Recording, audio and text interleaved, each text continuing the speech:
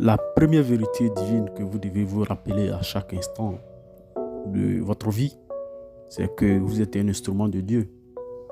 Vous devez savoir que vous êtes un instrument par lequel Dieu est passé pour agir et se manifester dans ce monde.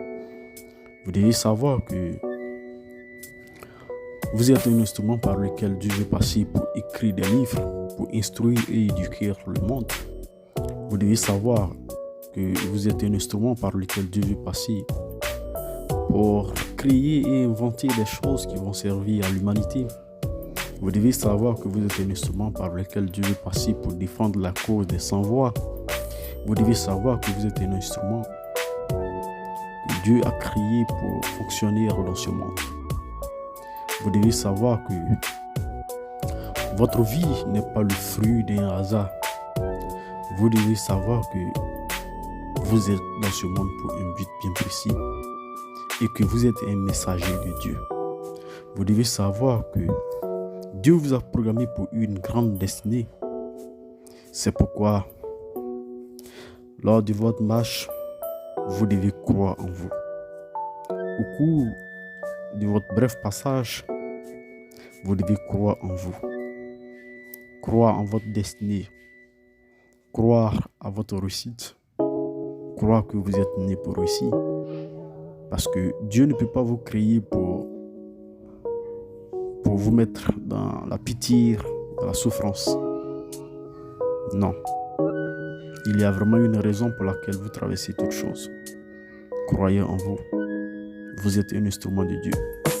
Mais être un instrument de Dieu vous appelle à des responsabilités.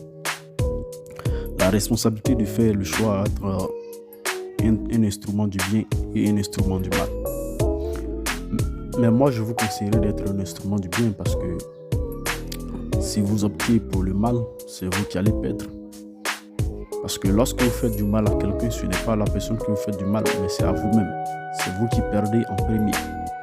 Parce que en l'univers, il y a une loi cosmique qu'on appelle la loi de balance ou bien la loi du karma. Et la loi du karma stipule que tout ce qu'on sème, on le récoltera. Donc, si vous faites du mal à quelqu'un, vous allez endosser et encaisser les conséquences du mal. Alors que si vous faites le bien, vous allez sûrement récolter les fruits du bien. Mais moi, je vous demande d'être un instrument du bien. Un instrument par lequel Dieu veut passer pour impacter le monde, pour éduquer, pour guider le monde. Un instrument par lequel Dieu va passer pour apporter des bénédictions dans le monde.